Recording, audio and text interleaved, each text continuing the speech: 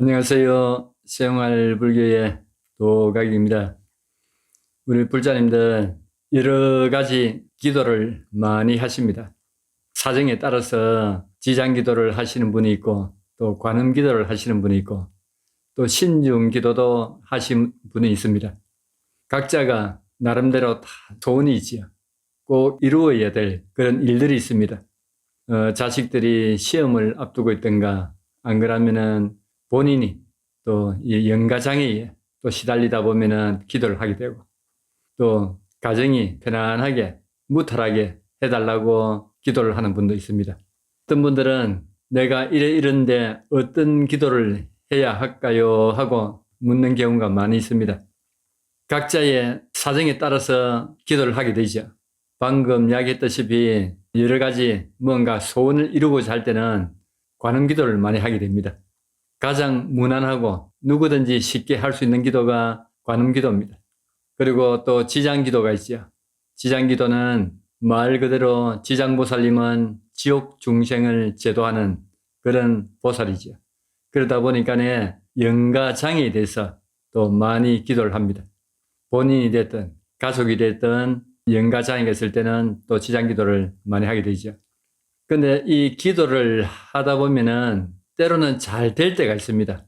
막 신이 나고 잘 될 때가 있는데 또 어떤 때는 이 기도가 하기 싫어요. 괜히 이상한 일들이 일어나고 꼭 기도를 좀 하려면은 뭔가 일이 일어납니다. 그러다 보면은 기도를 빠지게 되죠. 하루 이틀 빠지다 보면은 기도를 놓게 됩니다. 하기가 싫어요. 이럴 때는 어떻게 해야 됩니까? 뭔가 또 기도를 하게 되는 그런 계기가 있어야 되겠죠. 그래서 저는 우리 신도분들을 만나면은 부처님 법, 그러니까 삼법인, 사성제, 육바라밀, 팔정도, 연기법, 부처님 법을 이야기하면은 좀 지루하게 생각해요. 그런데 방편을 써가지고 불설이라지요. 불교에 관한 이야기를 이래 들려드리면은 참 좋아합니다. 그래서 저는 방편을 이야기로 많이 씁니다. 이야기 속에서 신심이 날 수 있도록 이야기를 해주죠. 그러다 보면은 우리 신도분들이 또 잘 이어옵니다. 저는 옛날에 불교대학 할 때도 여러 가지 불교에 관한 재밌는 이야기를 섞어서 이 공부를 했습니다. 그러다 보니까 저도 재밌고 또 우리 신도분들도 참 좋아했습니다. 딱 앉아서 한다는 그 자체가 안 하다가 하면은 줄이가 틀리고 뭐 온갖 잡생각이 다 들지요. 이럴 때는 잠깐 기도를 또 넣을 때도 있습니다. 그런데 너무 하루 이틀 3일 넘어가면은 하기가 싫어져요.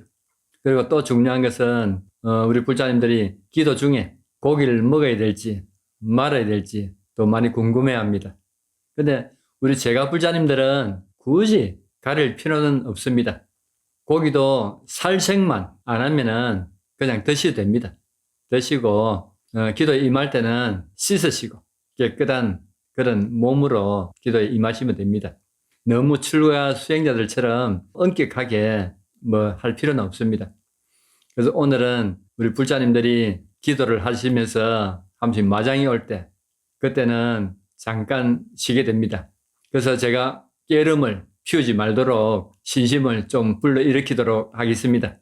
우리 불교는 아주 5천년 역사를 가지고 있죠. 그러다 보니까 많은 이야기들이 있습니다.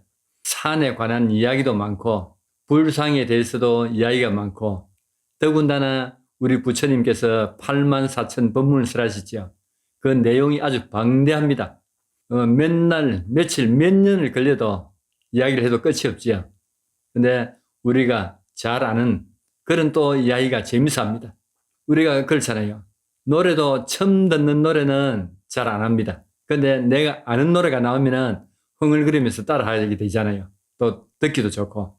그래서 그래서 뭐 우리나라에서 이어져 내려오는 제가 이야기를 갖다가 한번 해보도록 하겠습니다. 저 강원도 원주에 가면은 치악산이 있습니다. 여러분 치악산 잘 아시죠? 치악산에도 유명한 사찰들이 많이 있습니다. 이 치악산은 최고의 봉우리인 비로봉을 중심으로 해서 삼봉, 향로봉, 남대봉, 천지봉 등에 수려한 그런 봉우리들이 평풍처럼 쫙 처지가 있습니다.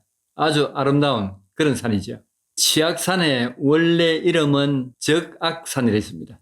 이 적악산이 꿩의 슬픈 일로 인해서 꿩치자를 써가지고 치악산으로 부르게 됐답니다. 그 사진을 갖다가 한번 이야기해 볼까요? 고려시대 초에 어느 스님이 산길을 넘고 있었습니다. 어느덧 치악산의 본산에 접어들게 되죠. 이 치악산은 워낙 험해서 가다시고 했습니다. 몇 번이나 쉬다가 가다 보니 어느새 날이 저물고 어두컴컴하니 밤이 다가옵니다. 어렴풋이 어두워져서 마음이 급하게 되죠.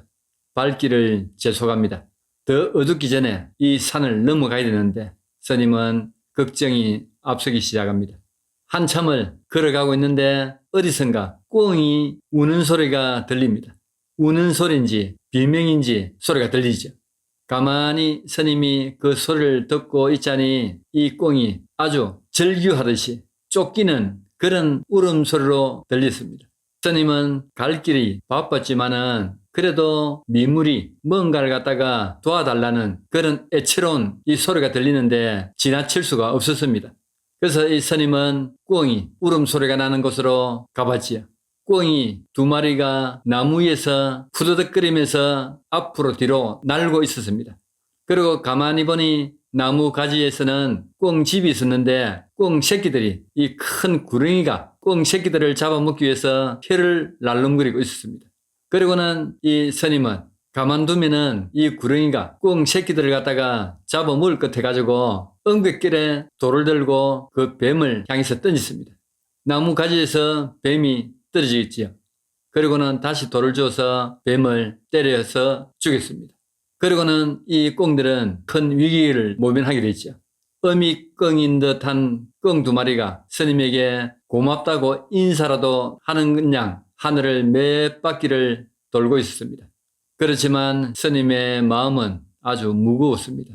살생을 했거든요. 그리고는 그 자리에서 참회를 합니다. 본의 아니게 한 미물을 살리기 위해서 내가 살생을 했구나. 나무아미타불 관세음보살 참회를 하고 무거운 마음으로 걸음을 재촉합니다. 어느덧 밤이 깊어옵니다. 주위는 칠흑같이 어두워졌지요. 걸음은 빨리 걷고 싶었으나 앞이 잘 안 보여가지고 사방을 둘러보면서 걸어도 걸음은 느려지기만 했습니다. 도저히 산을 넘지 못할 것에서 어디서 이 밤을 지새울 만한 곳을 찾기 시작했죠. 밤은 어두웠지만 여기저기 살펴보는데 저만치서 불빛이 보였습니다. 스님은 그 불빛이 보이는 것으로 발길을 재촉했죠. 앞에 가보니 집은 흐름한데 불빛이 새어나오고 있었습니다. 계십니까? 계십니까? 부르는데 웬 찬 공기가 서늘하게 스님 몸으로 휘감았습니다. 잠시 후 웬 흰 옷을 입은 여인이 웃으면서 방문을 열고 나왔지요. 니신지요? 예, 저는 지나가는 객승이 올시다. 밤은 늦었고 쉴 곳이 없어가지고 실례를 무릅쓰고 찾아왔습니다. 하룻밤 지어주실 수는 없을런지요? 묻지요. 그자 여인은 깊은 산중이라 스님에게 특별히 대접할 것은 없습니다. 그렇지만 하룻밤 정도는 쉬도록 방은 내줄 수가 있습니다. 그자 스님은 고맙다는 뜻이 집 안으로 들어가게 되죠. 옆방에 허름한 그런 방이었습니다. 방은 차가웠지만 그도 이불을 덮고 누웠습니다. 방귀를 재촉하다 보니 지칠 대로 지친 몸이어서 눕자마자 코를 골고 잠에 떨어졌습니다. 얼마나 깊은 잠에 빠졌는지 어렴풋이 동이 트는 것을 느끼는가 눈이 떠 있습니다. 그런데 갑자기 가슴이 쪼여오고 숨을 못 쉴 지경이었습니다. 눈을 뜨고 보니 아니 큰 구렁이 한 마리가 자기 몸을 칭칭 감고 이 머리를 들어서 자기를 탁 치다보고 있는 게 보였거든요. 그자 이 스님은 깜짝 놀랍니다. 이 구렁이는 금방이라도 이 스님을 잡아먹을 듯이 피를 날름날름거리면서 눈에서는 도끼가 줄줄줄 흐르고 있었죠. 그리고는 이 구렁이가 사람처럼 이야기를 합니다. 너는 내 남편을 죽인 원수다. 내가 사람 형상을 하고 너를 갖다가 잡아먹기 위해서 이렇게 오도록 만들었다. 구렁이가 하는 이야기를 듣고 보니 앞날 일이 생각이 났습니다. 그리고는 내가 죽인 게 숙놈이고 이 구렁이는 암놈이구나 하고 스님은 알아차리죠. 그때 이 구렁이는 서서히 스님의 몸과 목을 쪼르기 시작합니다. 이 스님은 쪼여오는 그 구렁이의 몸에서 꼼짝도 못할 지경이었습니다. 그러나 스님은 이럴 때일수록 정신을 차려야 되겠다는 생각을 가지고 정신을 딱 차립니다. 그리고는 구렁이에게 말을 합니다. 여보시오, 나도 모르게 순간적으로 일을 저질렀으니 어떡하겠소? 한 번만 용서하시구려. 용서하시면은 내 은혜는 잊지 않을 것이요. 부탁을 하거든요. 그러자 구렁이가 어림없는 소리 하지 마라. 내가 사람 형상을 해서 너를 잡기 위해서 밤새 내가 고생을 했다. 내가 잡은 너를 놓아줄 것이냐? 내가 너를 잡아먹고 말 것이다. 그리고 내 남편의 원수를 갚을 거다. 스님은 구렁이의 얼굴을 보니 도저히 용서해줄 그런 것같이 안 보이거든. 그래서 잠깐이나마 시간을 벌기 위해서 말을 합니다. 내가 어찌 살생을 하고 내 목숨을 보존하려고 하겠소. 그렇지만 내가 이 산 너머 절에 가서 불공을 드릴 일이 있어. 내가 이 산 넘어 가서 불공을 드리고 나서 그때 나를 잡아먹도록 하시오. 부탁하오. 그자 구렁이가 일반 사람도 아니고 스님이 되다 보니 뭔가 찝찝하거든요. 그리고 살생을 한 그 죄를 뉘우치고 있거든요. 그래서 구렁이는 잠시 머뭇거립니다. 그렇지만은 원수를 갚아야 되겠다는 그 마음이 앞섭니다. 그리고는 말을 합니다. 이 구렁이도 명분이 있어야 그도 자기 마음이 편거든. 잡아먹어도. 명분을 만들기 위해서 하나의 계략을 꾸밉니다. 저 산속에 폐사찰이 있어. 그 폐사찰에는 아무도 안 사오. 그 폐사찰에 종이 하나 있는데 그 종이 새벽 동이 틀 때까지 3번이 울리지 않으면 내가 당신을 잡아먹겠어. 그 대신 종소리가 3번이 나면은 그대를 살려주겠어. 그리고는 넝무리가 입을 딱 다물고 몸을 칭칭 감은 그 자세로 기다립니다. 그리고는 구렁이는 서서히 스님의 몸을 감아서 쪼르기 시작합니다. 스님은 생각을 합니다. 그 산속에 아무도 안 사는 폐사찰에서 종소리가 날 리가 만무하지요. 이제는 내가 죽는구나. 나무 관세음보살하고 연부를 합니다. 그리고 얼마간의 시간이 흘렀을까? 종이 띵, 띵, 띵 3번이 울립니다. 아니, 아무도 없는 사찰에서 웬 종소리가 났을까요? 그러자 칭칭 감아서 몸을 쪼이던 이 구렁이가 서서히 몸을 풀기 시작합니다. 내가 당신을 잡아먹어서 남편의 원수를 갚고자 했는데 약속이니만큼 3번 종이 울렸으니 내가 그대를 풀어주겠소. 이 구렁이는 아쉬운 듯이 스님을 놓아줍니다. 그리고는 잠시 후 날이 밝았습니다.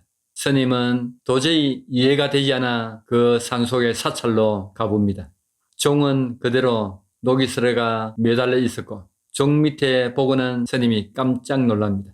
종 밑에는 꿩이 2마리가 머리가 터져서 피를 흘리고 죽어가 있었거든요.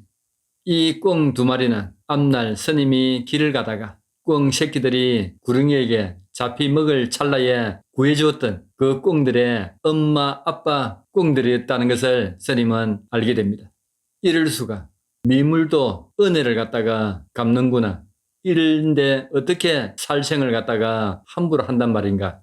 은혜를 갚기 위해서 자기 머리가 부서질 듯이 종을 들이박아서 내를 갖다가 구해주었구나.